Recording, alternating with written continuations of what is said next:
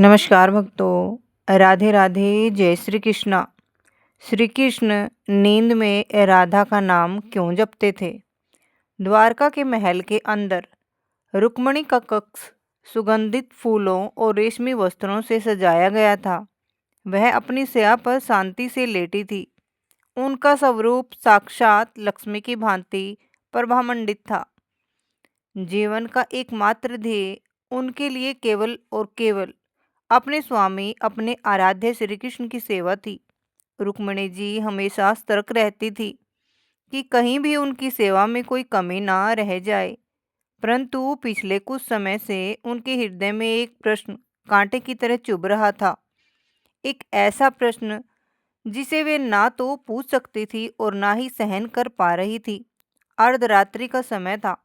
कक्ष में केवल एक स्वर्ण दीपक अपनी मध्यम लो के साथ जल रहा था। उसकी हल्की रोशनी में भी श्री कृष्ण गहरी निद्रा में प्रतीत हो रहे थे। रुक्मिणी जी, जो अभी अभी प्रभु के चरणों की सेवा करके लेटी थी, अपनी दृष्टि स्थिर रूप से अपने स्वामी के मुखमंडल पर टिकाई हुई थी। अचानक वातावरण में एक अस्फुट धीमा स्वर गूंजा। श्री कृष्ण के होठ फड़फड़ाए।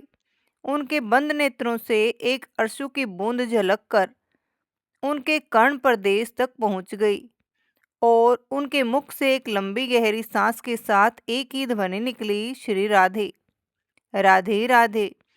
रुक्मिणी जी की आंखें खुल गई। यह पहली बार नहीं था, यह नित्य का नियम बन गया था। दिन में द्वारिकाधीश होते, गंभीर मुस्कुराते हुए राजनीति और धर्म की बातें करने वाले श्री कृष्ण रात्रि के एकांत में अपने स्त्रीत्व का आवरण उतार देते। तब वे केवल एक प्रेमी बन जाते और उस प्रेमी के हृदय से केवल एक ही नाम निकलता, राधा। रुक्मिणी जी उठकर बैठ गई। उनकी आंखों में भी जल भर आया। यह जल ईर्ष्या का नहीं बल्कि एक गहरी पीड़ा का था। उन्होंने मन ही मन कहा, हे नाथ, मैं आपके समीप हूँ। मैं आपकी विवाहिता पत्नी हूँ। मैं आपकी अर्धांगिनी हूँ। फिर भी निद्रा में आपकी आत्मा मुझे क्यों नहीं, अपितु कोसों दूर वृंदावन में बैठी उस ग्वालिन को पुकारती है?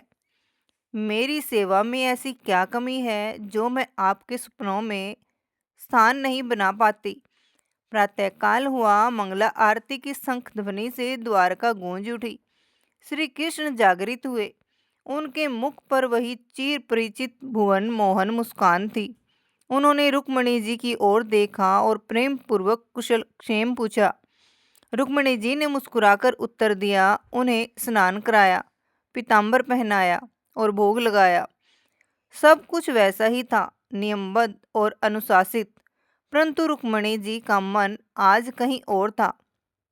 दोपहर के समय जब श्री कृष्ण अपने कक्ष में विश्राम कर रहे थे, रुक्मिणी जी उनके पास आई। आज उन्होंने साहस बटोर लिया था। वे प्रभु के चरणों के पास बैठ गई। स्वामी, रुक्मिणी जी ने संकोच पूर्वक कहा, कहो प्रिय, आज तुम्हारा मुख कुछ उदास क्यों प्रतीत हो रहा है? अंतर्यामी प्रभु ने पूछा। रुक्मिणी जी ने नतमस्तक होकर कहा, नाथ, अपराध क्षमा करें, परंतु मेरे हृदय में एक सूल चुभ रहा है। मैं आपकी पुटरानी हूँ। मैंने अपना सर्वस्व आपको समर्पित किया है। परंतु उनकी वाणी रुक गई। परंतु क्या रुक्मिणी? कहो। परंतु रात्रि में जब आप अचेत होते हैं, जब आपका मन किसी बंधन में नहीं होता, तब आप मेरा नाम नहीं लेते, आप केवल राधे राधे पुकारते हैं। ऐसा क्यों प्रभु? क्या राधा का प्रेम मेरे समर्पण से अधिक है? क्या मेरा दाम्पत्य धर्म उनके प्रेम के समक्ष तुच्छ है? श्री कृष्ण कुछ क्षण मौन रहे। उनकी मुस्कान लुप्त हो गई और नेत्रों में एक अगाध गंभीरता आ गई। वे उठकर बैठ गए और खिड़की से दूर समुद्र की ओर देखने लगे। श्री कृष्ण का उत्तर राधा नाम नहीं, प्राण है। श्री कृष्ण ने रुक्मिणी की ओर मुड़कर देखा और अत्यंत मृदु स्वर में कहा, रुक्मिणी, तुमने बहुत गूढ़ प्रश्न किया है। तुम तुलना कर रही हो। तुम जानना चाहती हो कि मैं राधे क्यों जपता हूँ। हाँ प्रभु। रुक्मिणी, तुम मेरी पत्नी हो। तुम मेरे महलों की स्वामिनी हो। तुम मेरी मर्यादा हो। मैं तुमसे प्रेम करता हूँ, इसमें कोई संदेह नहीं, परंतु राधा मेरी प्रेमिका है। राधा मेरा नाम नहीं जपती, वह मेरा स्वरूप है। श्री कृष्ण के नेत्र सजल हो गए। वे भाव विहल होकर बोले, जब मैं राधे कहता हूँ तो मैं किसी स्त्री को नहीं पुकारता, मैं अपनी ही आत्मा को पुकारता हूँ। राधा वह दर्पण है जिसमें मुझे अपना प्रतिबिंब दिखता है। तुम मेरी सेवा करती हो क्योंकि मैं तुम्हारा पति हूँ, यह धर्म है। परंतु राधा ने तो समाज, कुल, मान, मर्यादा, यहाँ तक कि अपना अस्तित्व भी मिटा दिया। केवल मेरे सुख के लिए जहाँ कारण समाप्त हो जाता है वहाँ राधा आरंभ होती है। रुक्मणी सुनती रही, परंतु पूर्णतः समझ नहीं पाई। ज्ञान से प्रेम को समझना कठिन है। श्री कृष्ण ने उनकी मन स्थिति समझ ली। वे बोले, प्रिय, शब्दों से तुम राधा को नहीं समझ पाओगी। इसके लिए तुम्हें प्रेम की कसौटी देखनी होगी। समय आने पर तुम्हें स्वयं उत्तर मिल जाएगा। कुछ दिन बीते। एक दिन अचानक द्वारका के राजभवन में हाहाकार मच गया। समाचार यह था कि भगवान श्री कृष्ण को एक असाध्य पीड़ा ने घेर लिया है।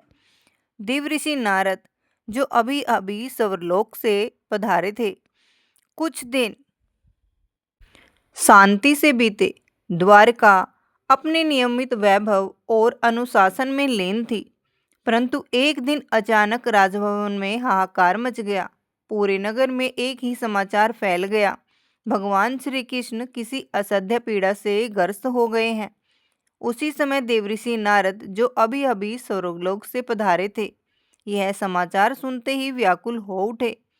वे वीणा संभालते हुए शीघ्रता से द्वारका के अंतपुर की ओर दौड़े।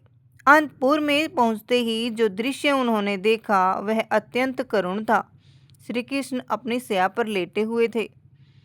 एक हाथ से वे अपना मस्तक थामे हुए थे और मुख से कृहा निकल रही थी।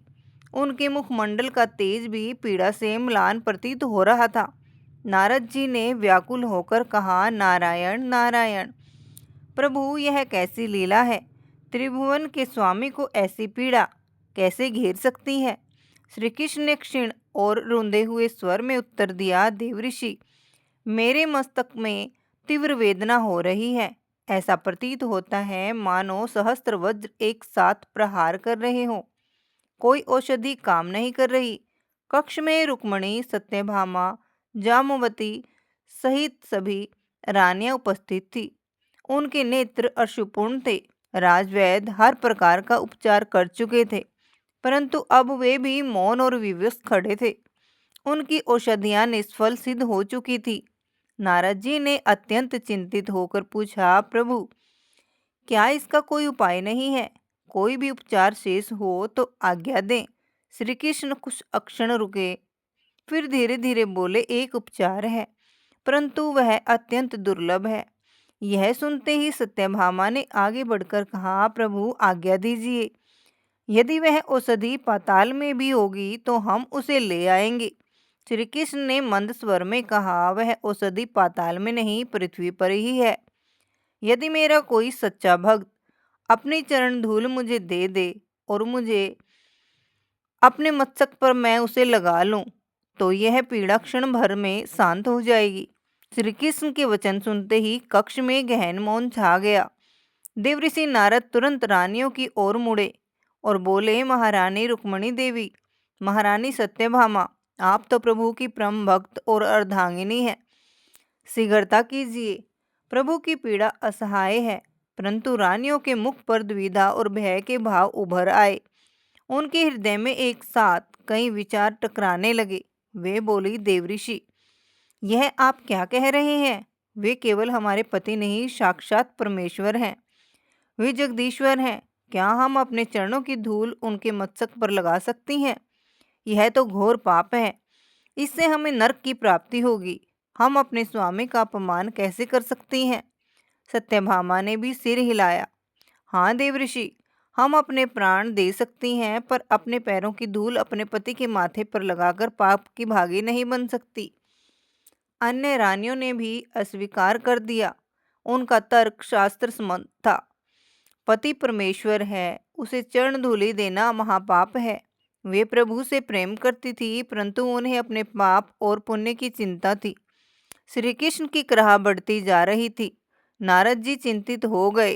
तब श्री कृष्ण ने नारद से कहा, मुनिवर, यहाँ कोई नहीं देगा, आप वज्र जाइए। सुना है वहाँ मेरे कुछ प्रेमी रहते हैं, शायद वे सहायता करें।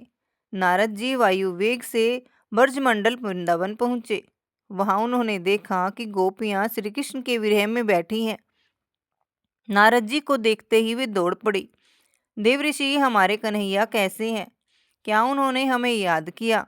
वे कब आएंगे? प्रश्नों की झड़ी लग गई। नारद जी ने गंभीर होकर कहा, गोपियों, मैं संदेश लाया हूँ, पर सुग्ध नहीं। तुम्हारे कन्हैया द्वारका में अत्यंत कष्ट में हैं।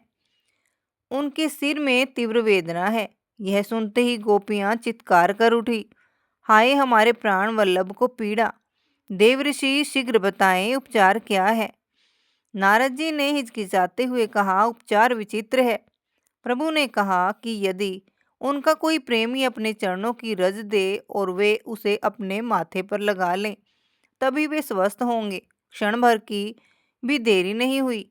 ना किसी ने एक दूसरे का मुख देखा, ना शस्त्र का विचार किया। गोपियों ने तुरंत अपने आंचल बिछा दिए और अपने पैरों की धूल झाड़ झाड़ कर नारद जी के पात्र में भरने लगी। लीजिए देवऋषि, जितनी चाहे उतनी ले जाइए, बस हमारे श्याम सुंदर की पीड़ा दूर होनी चाहिए।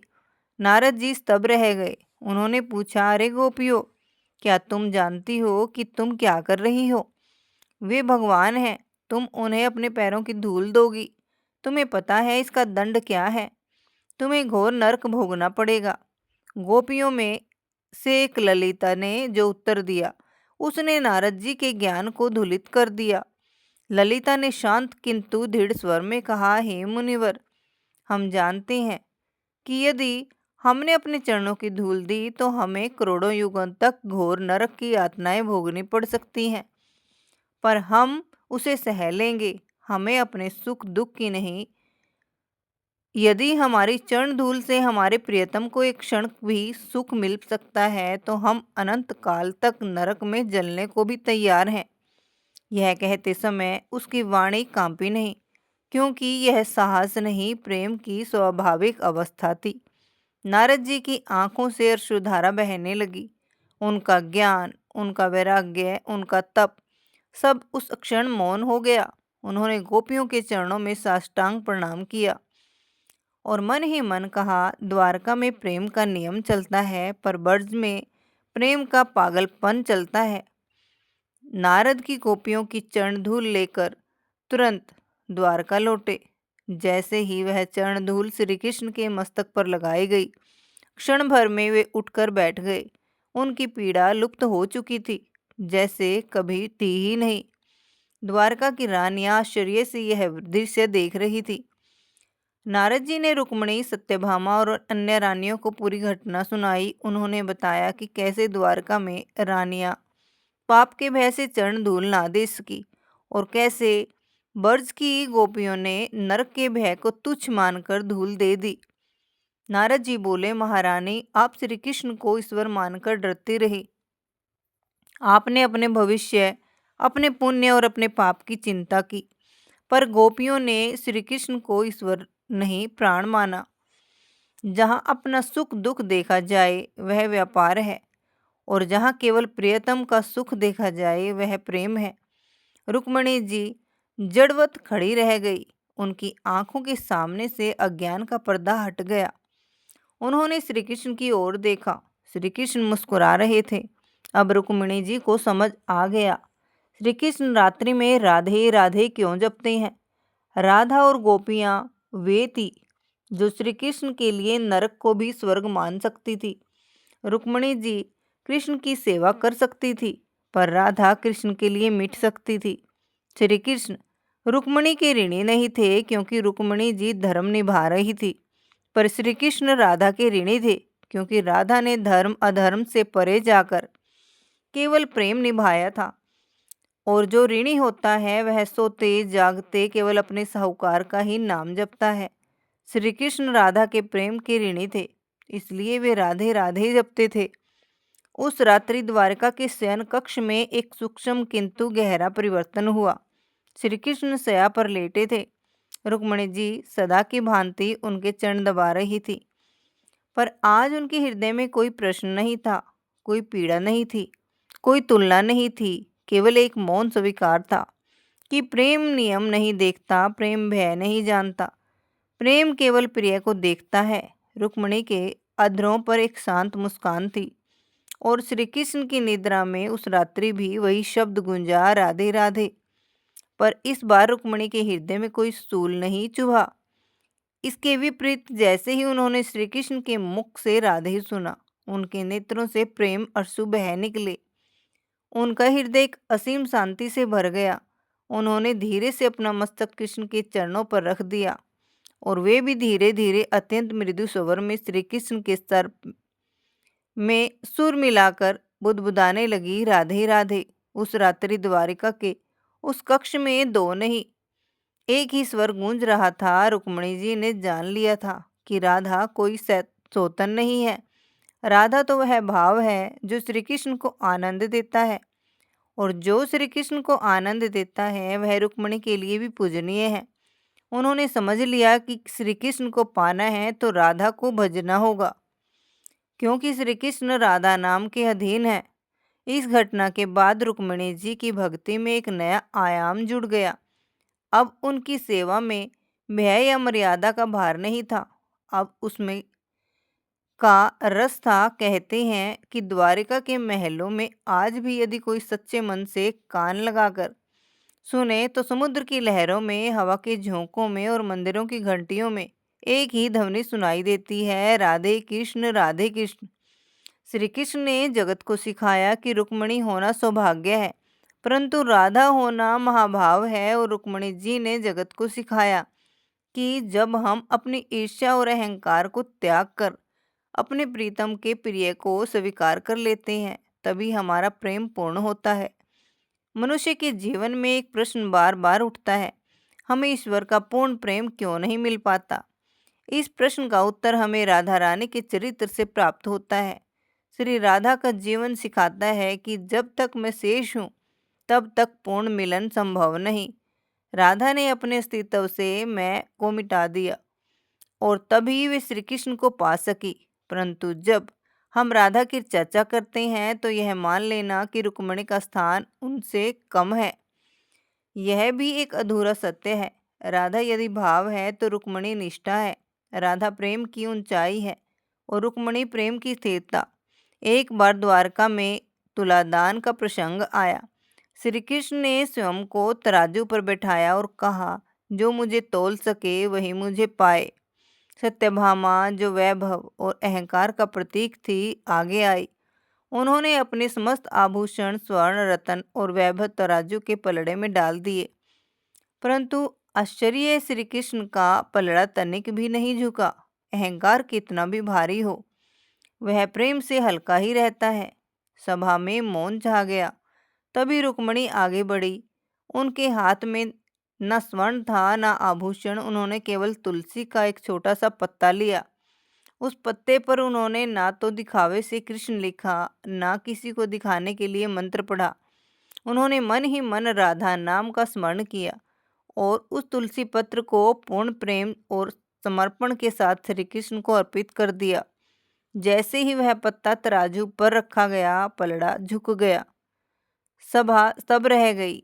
यह केवल तुलादान नहीं था, यह रुक्मिणी जी की आंतरिक विजय थी।